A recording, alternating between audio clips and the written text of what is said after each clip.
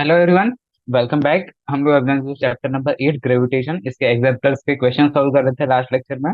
तो आज हमारा इस एग्जाम्पल सॉल्यूशन का दूसरा लेक्चर है। तो स्टार्ट करते हैं इंट्रोडक्शन से।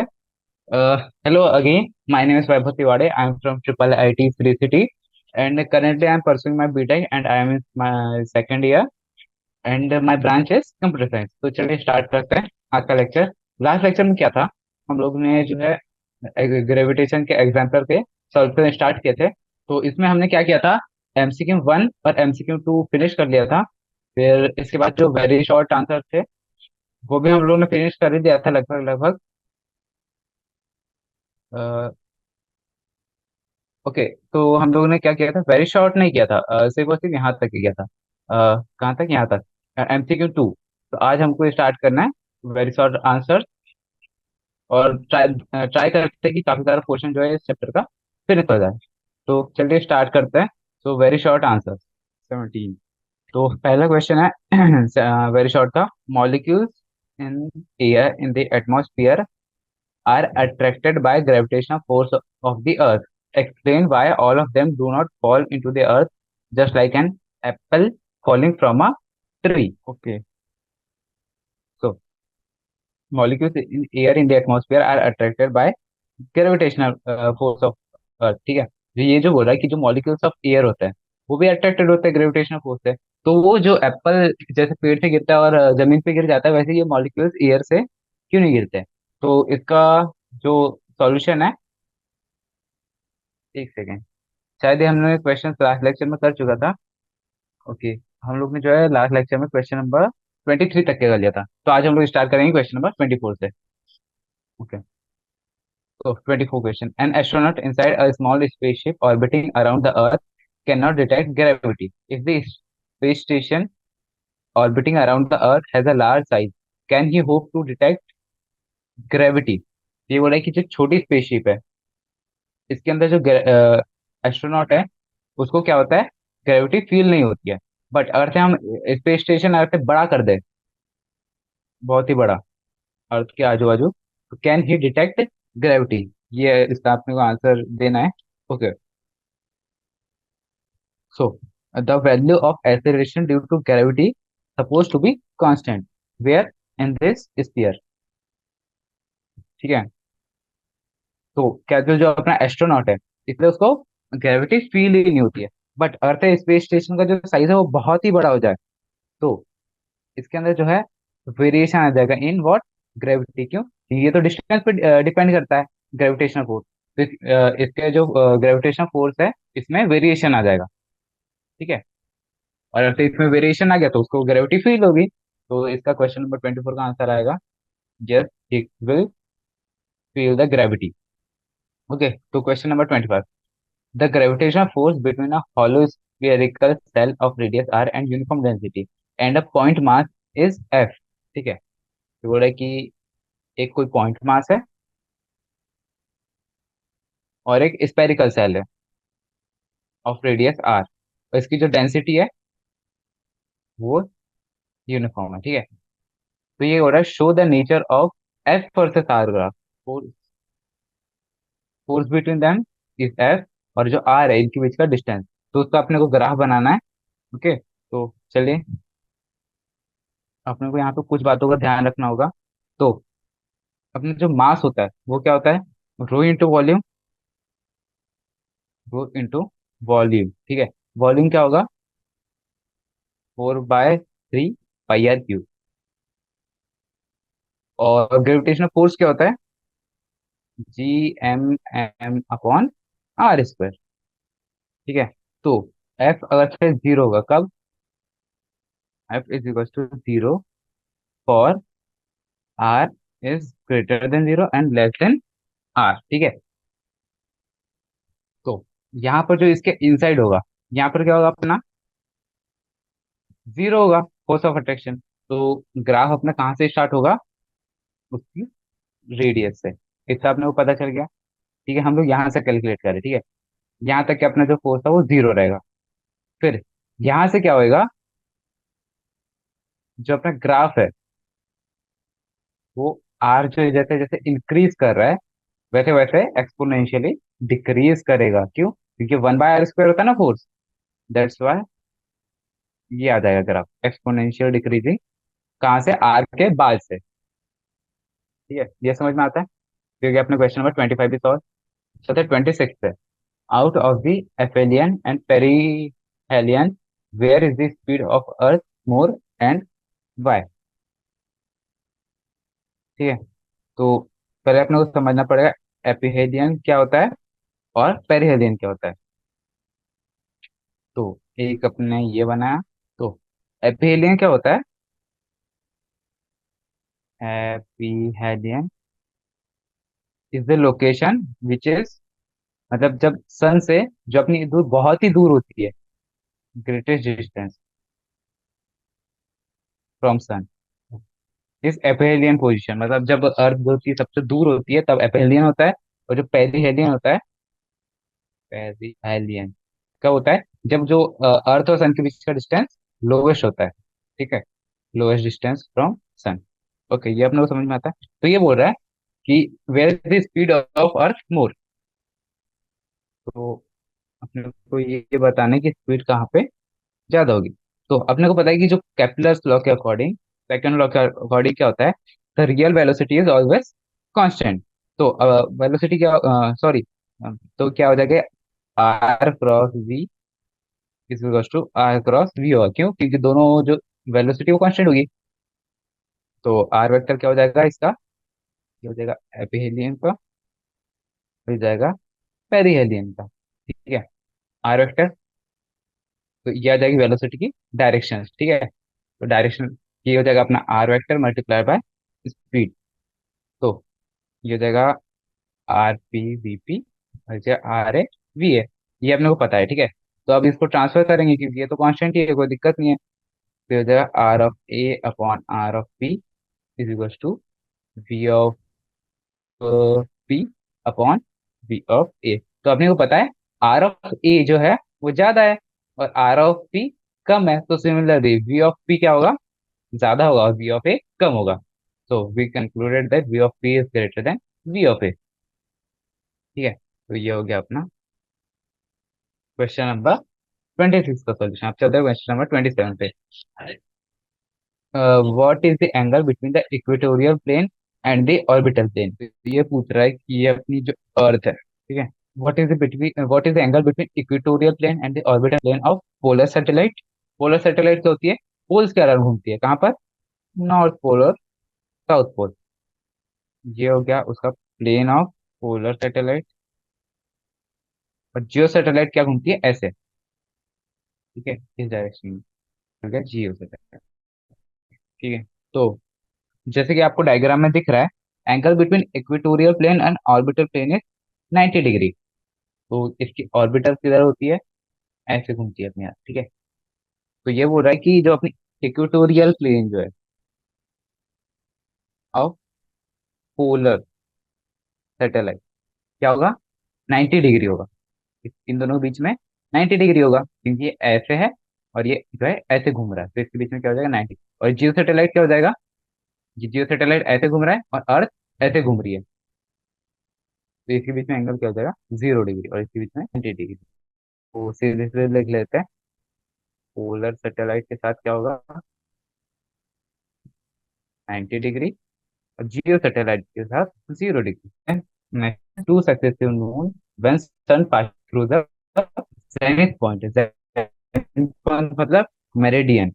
Sidereal day is the time interval between two successive transit of a distant star through the zenith point. By drawing approximate diagrams showing Earth's spin and orbital motion, show that mean solar day is 4 minutes longer than the sidereal day. In other words, distant star would rise 4 minutes every day, early every successive day. तो अपने को क्या करना है कि जो अपना एक डायग्राम बनाना है और कुछ कुछ प्रूव करना है। तो एक बार मैं आपको डायग्राम बना के दिखाता हूँ। ये हो जाएगा अपना सन, ये हो जाएगा अपना अर्थ। तो ये हो रहा है mean solar day in the time interval between two successive noon. मतलब ये आज का दिन है तो अगले नून तो क्या हो जाएगी अपने अर्थ यहाँ पे हो जाएगी। साइज बड़ा छोटा हो गया, अर्थ बड़ी छोटी नहीं होगी बिल्कुल भी, हाँ ठीक है। ये एक दिन के बाद का है, ठीक है। तो ये क्या हो रहा है, जो two successive transit of distance are through the zenith point by drawing approximate diagram, जो हमने डायग्राम बनाया है showing earth spin and orbital motion so that mean solar day is 4 minutes longer than the sidereal day, sidereal day. तो ये बोल रहा है कि अपने को जो है बताना है कि जो सिडेरियल डे है और जेनिथ पॉइंट है, इनके बीच में जो दिन और रात है इसमें 4 मिनट का डिफरेंस होता है, ठीक है। तो अपन लोग यहाँ पे कैलकुलेशन करेंगे। तो time taken to traverse 1 degree क्या हो जाएगा, 24 आवर में क्या करता है, 361 डिग्री घूमता है, अपने को इतना पता है, इंटू वन। ये आ जाएगा 24 इंटू 60 इंटू 60 अपॉन में 361 equals to 239.3 degree, sorry 0.3 second, ठीक है। तो जो 1 डिग्री को घूमने में इसको कितना सेकंड लग रहा है, 239, 239 सेकेंड्स मतलब लगभग लगभग 4 मिनट। तो 1 डिग्री घूमने में इसको 4 मिनट लग रहा है। तो सीधे सीधे अपना जो आंसर आ जाएगा, distant stars would rise 4 minutes early every successive day. समझ गए। तो अब चलते हैं 8.29 पे। Two identical heavy spheres are separated by a distance 10 times their radius, मतलब ये कुछ है, ये कुछ है, इसकी रेडियस आर है, तो इनके बीच का डिस्टेंस क्या था, कितना हो जाएगा, 10 आर। इतना समझ में आ गया। Will an object placed at the mid point on the line joining their centre, मतलब यहाँ पे कोई मिड पॉइंट है, तो ये 5 आर हो जाएगा और ये 5 आर हो जाएगा। तो ये बोला है कि इसके मिड पॉइंट पे एक ऑब्जेक्ट रखा हुआ है, ठीक है। इन द तो ये पूछ रहा है कि जो ऑब्जेक्ट रखा होगा क्या स्टेबल इक्विलिब्रियम में होगा या फिर अनस्टेबल इक्विलिब्रियम में होगा। तो स्टेबल अनस्टेबल के लिए क्या करेंगे, सबसे पहले हम लोग जो है इसके ऊपर नेट फोर्स निकाल लेंगे। इधर एक फोर्स लगेगा, इधर एक फोर्स लगेगा, अपने को पता है। इस ऑब्जेक्ट के कारण इसके ऊपर इधर एक फोर्स लगेगा और इस ऑब्जेक्ट के कारण इधर एक फोर्स लगेगा। तो चलिए पता करते हैं फोर्स। तो फोर्स हो जाएगा G m1 m2 upon are square. तो अपने को पता है कि दोनों का डिस्टेंस कितना है, 5 आर 5 आर। दोनों के मास कितने हैं, मास भी इक्विवेलेंट है, क्योंकि यहाँ लिखा है ना आइडेंटिकल हैवी स्फीयर्स, ओके। तो मैग्नीट्यूड क्या हो जाएगा, दोनों का सेम हो जाएगा, कितना G m, इसका हम मास जो है स्मॉल m लेते हैं, G m m upon 5 r square, ठीक है। ये इसके ऊपर फोर्स लगे, आपने को इतना पता चल गया। अब पता करना है स्टेबल या फिर अनस्टेबल। तो स्टेबल अनस्टेबल के लिए क्या करते हैं हम लोग, इसको जो है स्लाइटली एक डायरेक्शन में आगे कर देते हैं। जब हम इसको इधर करेंगे थोड़ा सा, तो इसका यहाँ पे हम लोग ने मान लीजिए एक्स डायरेक्शन आगे किया, तो क्या हो जाएगा, ये जो डिस्टेंस है ये बढ़ जाएगा। तो इसका फोर्स ऑफ अट्रैक्शन क्या हो जाएगा, कम हो जाएगा। और इसका जो है फोर्स ऑफ अट्रैक्शन इसके ऊपर इंक्रीज हो जाएगा थोड़ा सा। तो ये जो ऑब्जेक्ट है इधर जाके चिपक जाएगा। Why, because force of attraction is greater for this object. तो क्या होगा, ये अनस्टेबल इक्विलिब्रियम होगा। ये अपने को बात पता चल गई कि हम लोग इसको थोड़ा सा डिप्लेस कर रहे हैं, तो ये अपनी मिड पॉइंट पे वापस नहीं आ रहा है, ये इस ऑब्जेक्ट के पास जाके चिपक जा रहा है। That's why it is an unstable equilibrium. अब चलते हैं क्वेश्चन नंबर 30 पे। Show the nature of the following graph for a satellite orbiting the earth. तो अपने को कुछ कुछ पार्ट जो है ना, अपने को ग्राफ ड्रॉ करना है, ठीक है।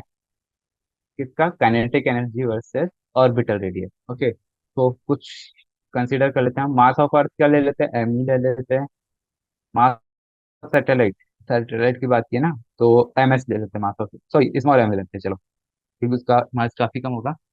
और फिर आगे जो ऑर्बिटल वेलोसिटी, ऑर्बिटल वेलोसिटी अपने को फॉर्मूला पता है, under root of G m, ठीक है। एम ये कैपिटल वाला एम आएगा अपॉन आर। तो अब पहला वाला graph, kinetic energy versus orbital radius. तो काइनेटिक एनर्जी क्या होती है, हाफ एम वी स्क्वायर। तो वी स्क्वायर क्या हो जाएगा, G m अपॉन आर। ये हो जाएगा टोटल, क्या हो जाएगा, G m m upon 2 r. तो अपने को क्लियरली दिख रहा है कि velocity is inversely proportional to 1/r। तो जैसे जैसे आर इंक्रीज करेगी वैसे वैसे वेलोसिटी डिक्रीज करेगी। तो इसका ग्राफ 1/r वाला ग्राफ हो जाएगा। तो 1/r का ग्राफ कैसे होता है, ऐसे। तो यहाँ पे अपनी काइनेटिक एनर्जी जो डिक्रीज करती है विद इंक्रीजिंग आर। तो ये पहला हो गया। फिर दूसरा, potential energy versus orbital radius. Orbital radius, ठीक है। तो अपने को पता है पोटेंशियल एनर्जी क्या होती है, negative of kinetic energy, sorry sorry, 2 times of minus of kinetic energy. तो ये हो जाएगी 2 m m अपॉन 2r, तो वो था काइनेटिक एनर्जी। अब इसका क्या हो जाएगा, 2 टाइम्स, ठीक है। तो ये हो जाएगा, सॉरी, ये हो जाएगा -2 टाइम्स, ओके। तो ये आ जाएगा -G m m upon 2r। तो ये 2 से 2 कैंसिल हो जाएगा, तो आ जाएगा G m m upon r, वो भी नेगेटिव वाला। तो अपने को ये पता चल रहा है कि potential energy is inversely proportional to 1/r, -1/r।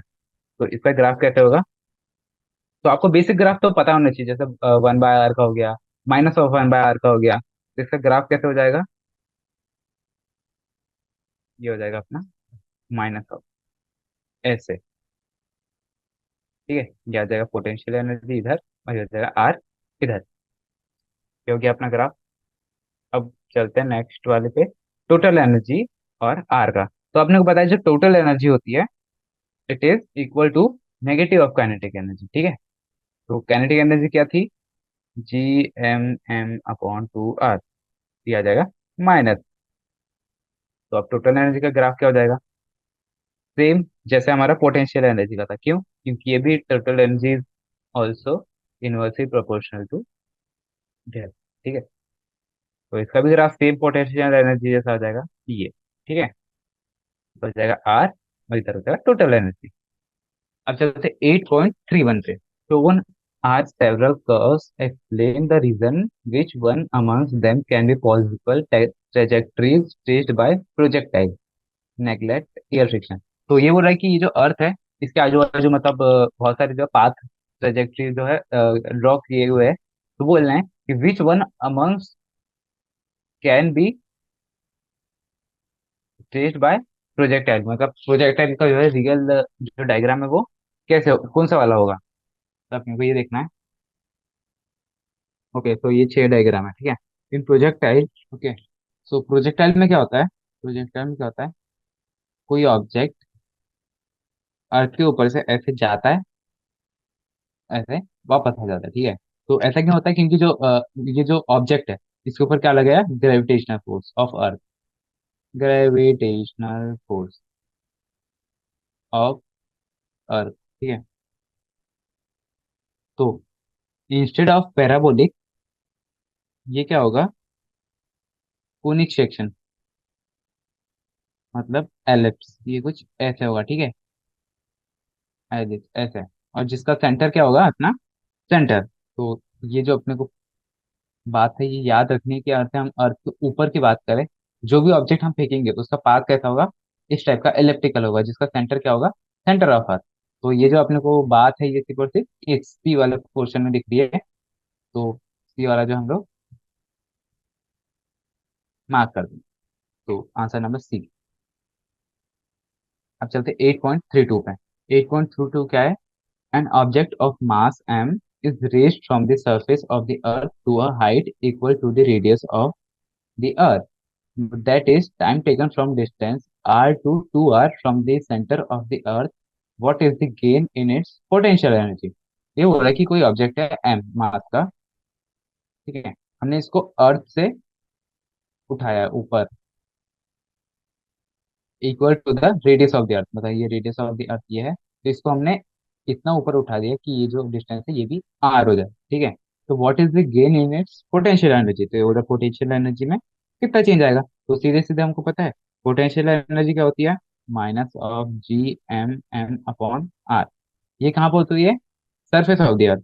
और जब हम इसका डिस्टेंस क्या कर देंगे, 2r कर देंगे, तो ये कितनी हो जाएगी, -G m m upon 2r हो जाएगा। तो अब क्या करना है अपने को, गेन पता करना है। तो गेन में क्या करेंगे, दोनों को सब्ट्रैक्ट कर देंगे, सिंपल। तो ये हो जाएगा दोनों को सेपरेट करेंगे तो ये हो जाएगा G m m upon r। तो ये वाला टर्म माइनस ऊपर वाला टर्म, ठीक है, -(1/2) माइनस ऑफ 1।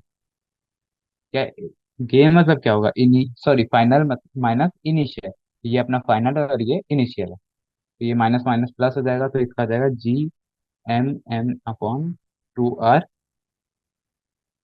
ये हो जाएगा अपना क्या, गेन इन पोटेंशियल एनर्जी। ठीक है, तो हम लोग इसको फर्दर जो है चेंज कर सकते हैं। कैसे, तो आपने को पता है कि Gm = GR² होता है। ठीक है, तो हम इसको हम लोग ऐसे चाहे तो पोटेंशियल एनर्जी = ये जीएम को यहाँ पुट कर देंगे, ये आ जाएगा Grm/2, क्योंकि आर से एक आर कैंसिल हो जाएगा ना, ये हो जाएगा 12 mgr। जब हम किसी ऑब्जेक्ट को ऊपर आर रेडियस उठाते हैं तो उसमें पोटेंशियल एनर्जी कितनी इंक्रीज होती है, 12 mgr। तो ये हमको याद भी करना चाहिए, क्योंकि इंपॉर्टेंट है, कभी इससे डायरेक्ट क्वेश्चन आ सकता है। तो अब चलते 8.33 पे। A mass m is placed at distance h along the normal through the center O of a thin circular ring of mass m and radius r। ठीक है, तो ये कोई सर्कुलर रिंग है, इसके सेंटर से ये जो लाइन गई हुई है, इससे h डिस्टेंस पे यहाँ पर एक मास रखा हुआ है। ठीक है, और इसका रेडियस है r, यहाँ पे कोई पॉइंट है p। ठीक है, if the mass is removed further away such that OP becomes 2h। तो ये बोले कि जो मास पहले यहाँ था, अब हमने इसको क्या कर दिया, यहाँ लेगा हम लोगों ने मास, तो ये डिस्टेंस क्या हो गया, आप 2h। और ये डिस्टेंस क्या है, ये तो रेडियस आ रही है, तो बोल रहा है कि what factor of the force of gravitation will decrease if h = r। ठीक है, तो ये बोल रहा है कि जो अपना फोर्स ऑफ ग्रेविटेशन है वो किस स्पीड से डिक्रीज होगा। तो चलिए अब इसको सॉल्व करते हैं। इसके ऊपर जो है, इस पर्टिकुलर पार्टिकल के कारण जो फोर्स लग रहा होगा, वो लग रहा होगा इस डायरेक्शन में। ठीक है, इस पर्टिकुलर के कारण इस डायरेक्शन में, इसके कारण ये पीछे साइड। ठीक है, तब मेरे को पता चला जब हम इसके कंपोनेंट करेंगे इस वाले वेक्टर के, एक वेक्टर ये आ जाएगा, एक ये आ जाएगा। इस वाले वेक्टर का करेंगे तो एक वेक्टर ऐसा आ जाएगा, एक वेक्टर ऐसा आ जाएगा। तो अपने को पता चल रहा है कि ये जो वाई वाले हैं, मतलब ये वाले जो सारे वेक्टर है जो बाहर साइड जा रहे हैं, ये सारे कैंसिल हो जाएंगे, और जो अपने पास सिर्फ इस डायरेक्शन में जितने भी वेक्टर आ रहे हैं सिर्फ उनका सम होएगा। तो इसका जो है टोटल फोर्स कितना आ जाएगा, टोटल फोर्स आ जाएगा Gmm/cos थीटा, क्योंकि ये फोर्स का सिर्फ कॉस थीटा वाला कंपोनेंट है ना, क्योंकि साइन थीटा वाले सारे कैंसिल हो जा रहे हैं।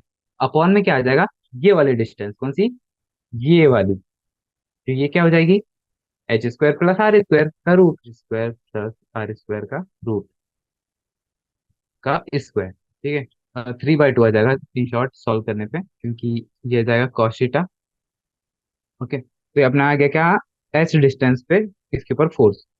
तो यहाँ पे जो है, अब जब है h को अपन ने 2h कर दिया, ठीक है, तो तब क्या हो जाएगा, f(h/2h)। तो ये क्या बोल रहा है, जब अपन ने h को r भी कर दिया, ठीक है, फिर से हम लोगों ने क्या चेंज किया, h को r कर दिया है, तो सिंपली अपने को क्या करना है, h की जगह पे अब r पुट करना है हर जगह पे। तो चलिए, = ये क्या हो जाएगा, Gmm.r अपॉन में r² + r² की पावर 3/2 अपॉन में Gmm.2r हो जाएगा। क्यों, क्योंकि r तो है अपना 2r हो गया, फिर यहाँ पर भी अपने को चेंज करना पड़ेगा कि ये तो r हो जाएगा +2r का होल स्क्वायर की पावर 3/2। तो काफी सारी चीजें अब जो है कैंसिल हो जाएगी, जैसे ये सारा कैंसिल हो गया, ये भी कैंसिल हो गया। तो यहाँ पे जो फाइनल रिजल्ट आएगा वो आएगा 5r² अपॉन में 2√2 की पावर r³ और इसके ऊपर 3/2। तो ये अपना फाइनल रिजल्ट आ जाएगा। ठीक है, तो अब यहाँ से भी फर्दर कुछ चीजें कैंसिल हो रही है, तो हो जाएगा 5√5 r³ अपॉन में ये r³ है ना, तो ये आ जाएगा 2√2 r³। तो जो अपना फैक्टर आएगा वो क्या आ जाएगा, F(2)(r) करेंगे तो ये आ जाएगा 4/5 √2/5, क्योंकि हमने इसको इन्वर्स कर दिया, क्योंकि अपने को फैक्टर में चेंज देखना था। तो ये आ गया अपना फाइनल आंसर। ओके, तो ये अपना क्वेश्चन नंबर 33 भी सॉल्व हो गया।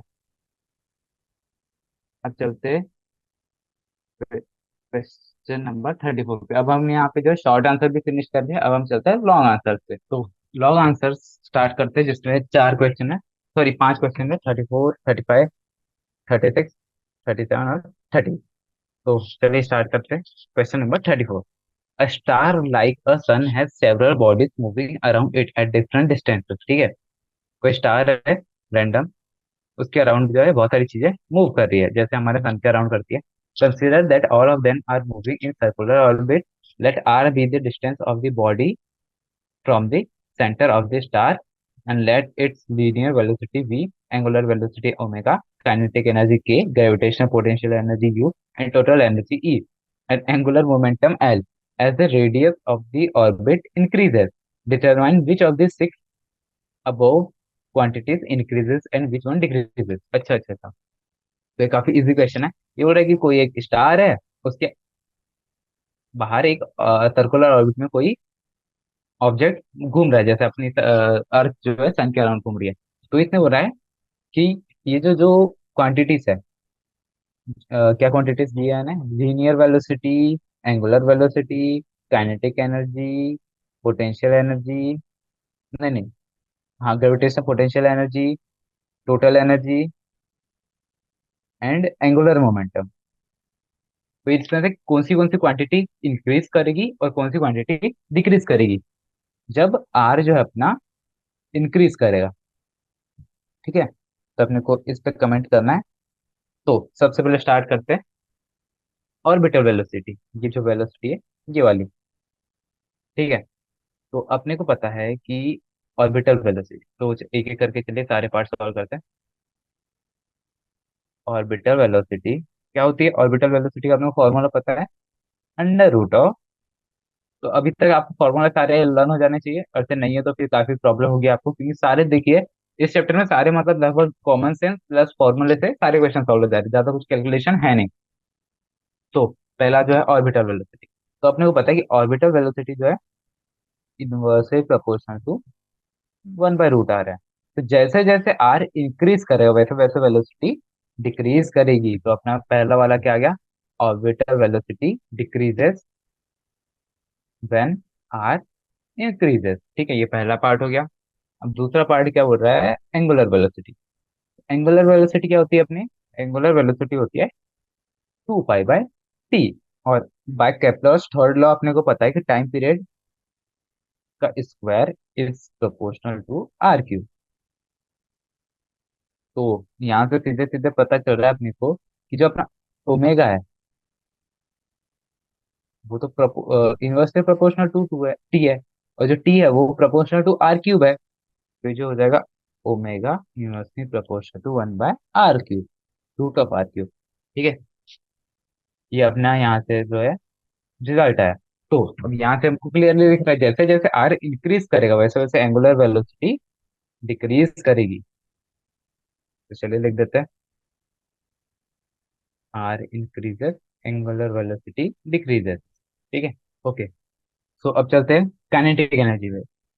तो काइनेटिक एनर्जी का अपने को फॉर्मूला पता है, तो काइनेटिक एनर्जी एक बार लिख लेते हैं। काइनेटिक एनर्जी, तो काइनेटिक एनर्जी का फॉर्मूला क्या होता है? हाफ Gm, G बड़ा M अपॉन छोटा m अपॉन r। तो यहाँ पे भी फिर से वही रिजल्ट आया, kinetic energy is inversely proportional to r। तो जैसे जैसे r इंक्रीज करेगा काइनेटिक एनर्जी डिक्रीज करेगी। अब चलते हैं नेक्स्ट वाले पे। अब नेक्स्ट वाला क्या रहेगा अपना? Potential energy. तो पोटेंशियल एनर्जी क्या है? -2 टाइम्स ऑफ काइनेटिक एनर्जी। ये हो जाएगा -of Gm, M upon 2r। ये अभी अभी अपने रिलेशन लिखा ना काइनेटिक एनर्जी का, ये हो जाएगा -of Gm, M upon r। तो जैसे जैसे 1 - 1/r, तो जैसे जैसे आर इंक्रीज करेगा तो ये पूरा टर्म क्या होगा, डिक्रीज करेगा, और माइनस करेंगे तो ये इंक्रीज करेगा। तो जैसे जैसे आर इंक्रीज करेगा वैसे वैसे यू भी इंक्रीज करेगा। ठीक है। तो यह क्या अपना पोटेंशियल एनर्जी। अब आता है total energy. So total energy is equal to negative of kinetic energy, तो यह आ जाएगी -of G m m upon 2r। तो यहाँ से हमको क्लियरली दिख रहा है कि total energy is proportional to -of 1/r। तो जैसे जैसे आर इंक्रीज करेगा वैसे वैसे टोटल एनर्जी जो है अपनी इंक्रीज करेगी। ओके, तो ये वाला भी पार्ट सॉल्व हो गया। अब चलते हैं नेक्स्ट पार्ट पे। L, angular momentum. तो एंगुलर मोमेंटम क्या होता है, mvr। और जो अपना v होता है वो क्या होता है, mr। v क्या होता है, √of gm/r। तो यहाँ से क्या आ जाएगा, m√of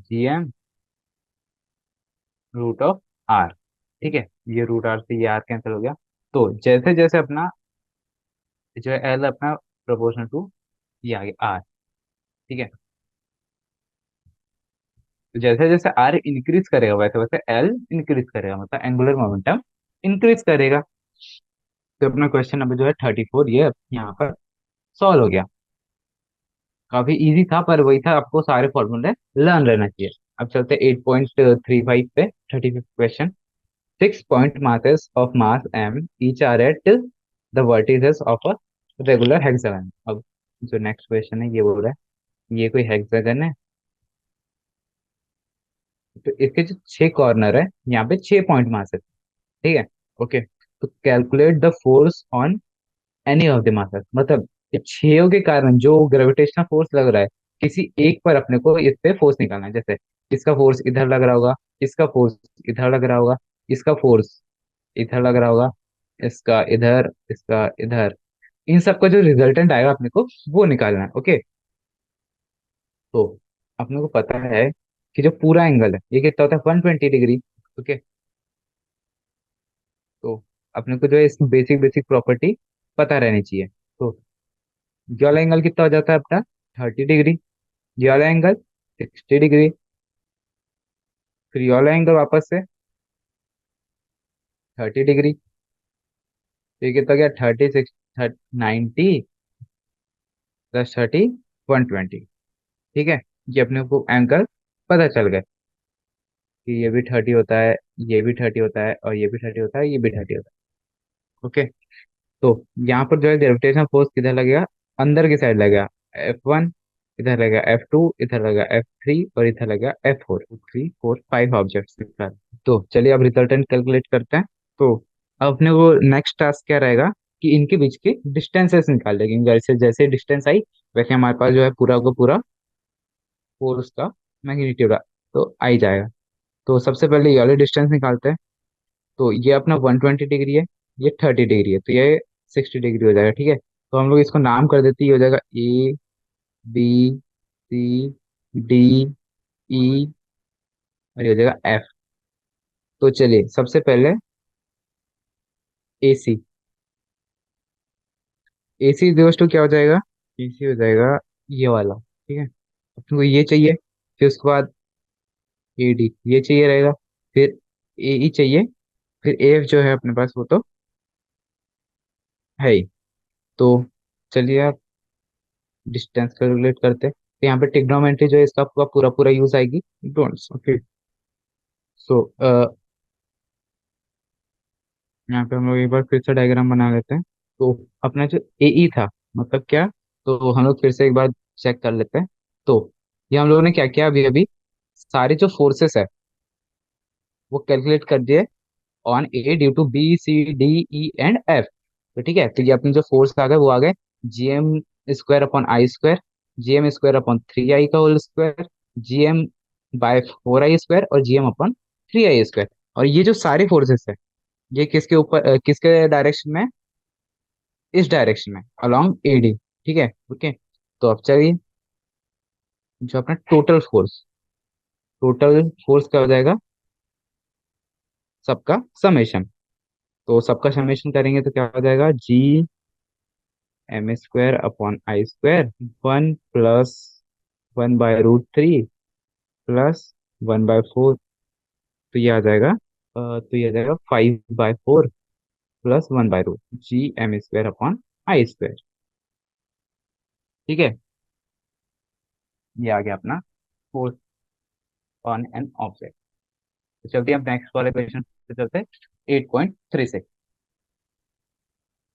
तो a satellite is to be placed in equatorial geostationary orbit around earth for communication.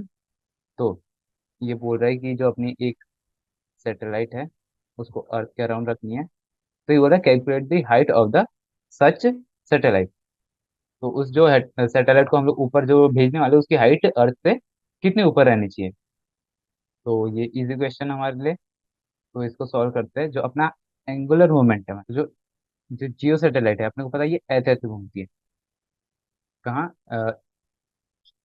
East sorry west to east. तो अब दूसरा वाला पार्ट है उसमें क्या हुआ है, find out minimum number of satellite that are needed to cover entire earth so that at least one satellite is visible from any point on the equator. ठीक है, तो ये अपने को कुछ बेसिक चीजें दी है जैसे mass of earth and all.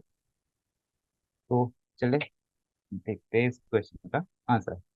तो पहला पार्ट क्या है कि अपनी जो ऑर्बिटल रेडियस होगी वो क्या होगी, radius of earth plus H. कितने ऊपर रहेगी वो। ठीक है, तो यूजिंग ऑर्बिटल वेलोसिटी, वेलोसिटी क्या होती है, √g m/r। ये आप सबको पता है। तो ये जब हम कैलकुलेट करेंगे तो ऑर्बिटल वेलोसिटी कितनी आनी चाहिए, आर की जगह पे हम लोग r+h पुट करेंगे तो ऑर्बिटल वेलोसिटी आ जाएगी। फिर वहां से जो है उसको हम लोग सीधे सीधे टाइम पीरियड से कैलकुलेट कर लेंगे तो अपना एच कितना आ जाएगा। मैं डायरेक्ट रिजल्ट लिख रहा हूँ तो इसका आंसर आ जाएगा 35,940 किलोमीटर। ओके, तो बस अपने को यहीं पे ये क्या था कि ऑर्बिटल रेडियस जो हो जाएगी वो हो जाएगी r+h। तो ये काफी इजी हो जाएगा। फिर अब चलते हैं नेक्स्ट वाले क्वेश्चन पे, सॉरी नेक्स्ट वाले पार्ट पे। Find out minimum number of satellite that are needed to cover entire earth so that at least one satellite is visible from any point on the earth. तो यहाँ पर हम लोग को देखना पड़ेगा कि एक जो सैटेलाइट है वो कितना एरिया कवर कर रही है। तो सैटेलाइट जो है अपना 2 थीटा, जैसे मतलब ये सैटेलाइट है और ये जो अर्थ है, तो मान लीजिए एंगल जो है ये थीटा है। फिर 2 थीटा का जो है एंगल कवर कर दिया एक सैटेलाइट। तो यहाँ से हमारा जो थीटा आ जाएगा cos of theta is equal to r/r+h। तो हम लोगों ने अभी अभी एच निकाला था जो था 3.59 इंटू 10⁻⁷ मीटर। और आर जो है अपना 6.4 इंटू 10⁻⁶ मीटर। तो यहाँ से हमारा जो कॉस्ट शीट आ जाएगा वो डायरेक्टली आ जाएगा 0.1515। तो यहाँ से जो थीटा आ जाएगा अपना वो आ जाएगा 81 डिग्री। मैं यहाँ पे डायरेक्ट डायरेक्ट लिखने की कोशिश कर रहा हूँ, ये काफी कॉम्प्लेक्स कैलकुलेशन हो जाएगी। 81.28 डिग्री। ठीक है, तो 2 थीटा कितना हो जाएगा, क्योंकि एक सैटेलाइट 2 थीटा का एरिया कवर करी ना, तो ये हो जाएगा 160, अप्रॉक्स 162 डिग्री। ठीक है, तो टोटल कितना होता है 360। तो एक कितना कर रही है सैटेलाइट तो दो दो कितना कर लेगी 320 समथिंग, 24। और 3 सैटेलाइट जब करेंगे तो पूरा एरिया जो है कवर कर लेगी अर्थ का। तो ये अपना जो सेकंड पार्ट है ये भी सॉल्व हो गया। अब चलते 37 क्वेश्चन पे। Earth's orbit is an ellipse with an eccentricity of 0.167. Thus, Earth's distance from the Sun and the speed as it moves around the Sun varies from day to day. This means that length of the solar day is not constant throughout the year. तो जैसे कि हमने ऊपर एक question किया था जिसमें हम लोगों ने प्रूव किया था कि 4 मिनट्स का जो है डिफरेंस आता है डेली। तो यही इसमें बात कर रहे हैं। Assume that earth plane axis is normal to its orbital plane and find out the length of the shortest and longest day. तो ये बोला कि शॉर्टेस्ट डे और लॉन्गेस्ट डे की अपने को लेंथ पता करनी है। A day should be taken from noon to noon. Does this explain variation of length of day during the year. तो अपने को पता है कि जो पेरिहेलियन है मतलब सबसे छोटा डिस्टेंस, तो वहां पे क्या होता है ए वन माइनस ई, जो इसेंट्रिसिटी है, और जो एपेरियन है, जो लॉन्गेस्ट डिस्टेंस होता है वहां से क्या होता है, ये रिजल्ट फॉलो होता है। जो ई है जहाँ पे इसेंट्रिसिटी है, और ए क्या है, सेमी माइनर एक्सिस और मेजर एक्सिस, ठीक है, सेमी मेजर एक्सिस ए। ओके। सो अब हम जो है अपना एल, एल वो जो एंगुलर मोमेंट है वो तो हमेशा कांस्टेंट ही रहेगा। तो L of A is equal to L of T करेंगे, क्यों, एंगुलर मोमेंट हमेशा कांस्टेंट होता है। तो यहाँ पर जाएगा R of A cross P of A, यहाँ पर जाएगा R of P multiplied by P of P, तो ये आ जाएगा एम वी मोमेंटम, तो ये आ जाएगा आर क्रॉस एम वी, ये भी जाएगा आर क्रॉस एम वी। बस यहाँ पे वेलोसिटी जो आएगी ये पी आ जाएगी, और ये भी पी आ जाएगा, यहाँ पे ए आ जाएगा, और ये भी ए आ जाएगा। और जो वेलोसिटी है वो क्या होती है, ओमेगा आर। ये अपने को इजी रिलेशन पता है। तो जब हम यहाँ पे चीजें पुट करेंगे तो अपने पास फाइनल रिजल्ट क्या आ जाएगा, omega r of A square is equal to omega r of P square. ये पी हो जाएगा और ये ए हो जाएगा, ठीक है। तो अपना जो omega of P by omega of A, ये क्या हो जाएगा, R of A by R of P का होल स्क्वायर। ओके, ये अपने पास जो रिजल्ट आया ये है। और अपने को ऊपर से पता है कि आर ऑफ जो है पी वो क्या है, ये, और आर ऑफ ए ये है। तो हम लोग इसको वापस से पुट करेंगे, तो अपने जो omega of P by omega of A by omega of A कितना आ जाएगा, 1.0167 अपॉन 0.9833, ठीक है। ये अपने पास रिजल्ट आ गया। अब इसको फर्दर सॉल्व करते हैं। तो अपने को ये पता चला कि omega of P by omega of A कितना हो जाएगा, 1.0167 अपॉन 0.9833। तो यहाँ पे ओमेगा जो है एंगुलर स्पीड हो जाएगी। तो एक जो है easy omega P upon omega multiply by omega upon omega A, तो जब 1.0691। ओके, तो ये जो है अपना 0.0691, ये क्या प्रूफ करता है अपना, कि जो अर्थ जो है 24 आवर्स में 361 डिग्री मूव कर जाती है। ओके, इन 21 डिग्री। और जो अपना 8.1 जो है वो एक्स्ट्रा है। तो ये क्या होता है, 23 आवर्स 59 मिनट में इतना कवर हो जाता है। 8.1 के कारण जो डिफरेंस आता है वो क्या आता है, 7.9 स्मॉलर, ठीक है। तो ये अपने को पता चला। ओके, तो ये अपन ने क्वेश्चन नंबर 37 भी सॉल्व कर दिया। अब चलते क्वेश्चन नंबर 38 जो लास्ट वाला है। तो 38 वाला क्या बोलता है, a satellite is an elliptic orbit around the earth with aphelion 6 R and perihelion 2 R, where R is this is radius of the earth. Find eccentricity of the orbit, find velocity of the satellite at apogee and perigee. What should be done if this satellite has to be transferred to circular orbit of 6 hours? तो ये question जो है काफी ज्यादा lengthy होगा, तो मैं direct direct relation जो है सिंप्लीफाई करके लिख देंगे। तो अपने को पता है कि जो आर ऑफ टी जो अपने पास गिवन है वो है 2 r, r of A given है 6 आर। तो आर ऑफ पी जो अपने को पता है कि ए ऑफ वन माइनस ई होता है, और आर ऑफ ए क्या होता है, 1 प्लस ई इंटू ए। तो ये हो जाएगा अपना 2 आर और ये हो जाएगा 6 आर। तो जब हम इसको सॉल्व करेंगे तो इसेंट्रिसिटी जो आ जाएगी वो आ जाएगी 1/2, ठीक है। ये तो अपना पहला पार्ट तो जो है वो सॉल्व हो गया कि इसेंट्रिसिटी क्या होगी। अब क्या करना है, find the velocity of the satellite at apogee and perigee. ये बोल रहा है कि सैटेलाइट की स्पीड पता करनी है। तो जो अपना एंगुलर मोमेंटम है वो तो कंजर्व रहता है हमेशा। तो एंगुलर मोमेंटम क्या हो जाएगा, m v r equal to m v r, ये हो जाएगा पेरिजी का, सॉरी एपेजी का, और ये हो जाएगा पेरिजी का, ठीक है। तो मास ऑफ जो ए है, मास ऑफ सैटेलाइट, ये तो कांस्टेंट ही है, तो ये जो है अपन लोग कैंसिल कर देंगे। तो अपना जो रेडियस है वो अपने को क्या गिवन है, 2r एंड 6r। तो यहाँ से जो है V of A upon V of P क्या हो जाएगा, R of P upon R of A. ये क्या हो जाएगा, 2r/6r। ये क्या हो जाएगा, 1/3। तो V of P is equal to 3 times V of A. तो ये पता चल गया। तो अब क्या करेंगे हम लोग, जो है एनर्जी कंजर्वेशन वाला जो है वो लगा देंगे एट एपोजी एंड पेरिजी। तो हाफ एम वी स्क्वायर, ये आ जाएगा अपना पेरिजी का, minus G M M upon R P. और इस साइड पे आ जाएगा half M V a square, ठीक है, minus of G M M, और ये जो आर पी की जगह पे आर ए हो जाएगा। तो अब जो अपनी वैल्यूज पुट करेंगे आर ए और आर पी की, कितनी कितनी है,